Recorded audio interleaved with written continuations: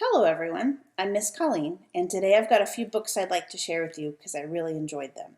They all revolve around the theme of finding one's identity, figuring out who you are, that kind of thing. The first one I have for you is In the Footsteps of Crazy Horse by Joseph Marshall III, George by Alex Gino, and Colin Fischer by Ashley Edward Miller and Zach Stentz. One of the books I'd like to share with you today is In the Footsteps of Crazy Horse by Joseph Marshall III. I really like this one because it told me the truth. Some of what I was taught growing up about how the Native American people were treated by the first settlers was just wrong and only showed one side of things. This book told me the truth. It set the record straight and in a fair way. It didn't sugarcoat things. It talks about fighting and the violence on both sides. And I really appreciate that sort of honesty in a book.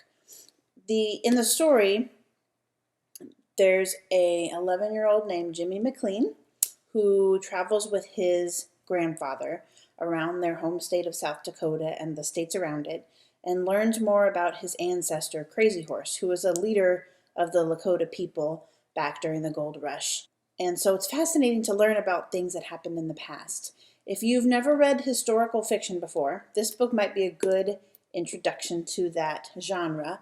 It goes by pretty quickly and is a great example of how history can be told as a story and makes it more interesting. So, highly recommend this one. Every once in a while, I'll find a book that is so well written that while I'm reading it, I forget all about me and I just put myself in the shoes of the character I'm reading about. George by Alex Gino is exactly that book.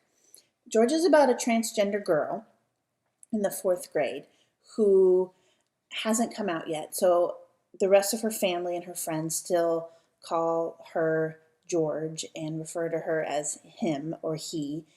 And this just tears her up on the inside. And throughout the book, she tries to figure out a way to be herself, to be who she is, who she knows she is on the inside. What's phenomenal about this book, apart from how well it's written and how you can just put yourself in her shoes, is Gino writes the story from her perspective and calls her a her. And at the same time, you hear all the other characters calling George he and him, and you feel and you hear how different those words make her feel.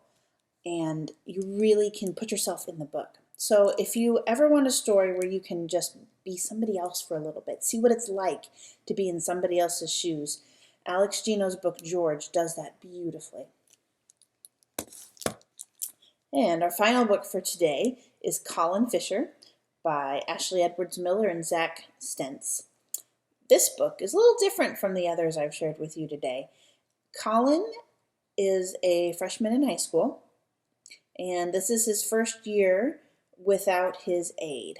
Colin has Asperger's syndrome, which falls on the autism spectrum, and it just means that he has a little bit more trouble with the social aspects of getting along with people and understanding idioms and figures of speech and that sort of thing. He takes the world very literally, which really hinders him in trying to make friends and have conversations with people his age. He doesn't understand sarcasm. Because of that, he gets bullied pretty mercilessly, especially by Wayne. First day of school, Wayne gives him a swirly in the toilet.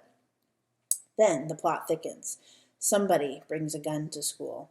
And of course, everyone assumes it's Wayne because Wayne has a record. It makes sense that he would be the one. So isn't Wayne surprised when Colin is the first one to say, nope, wasn't Wayne?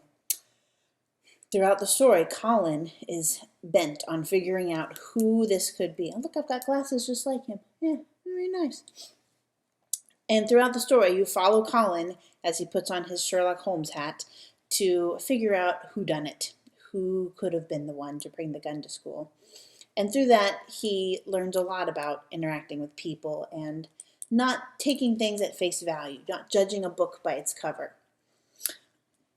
So if you're in the mood for a good mystery that's a little bit different from your typical whodunit mystery, I highly recommend Colin Fischer.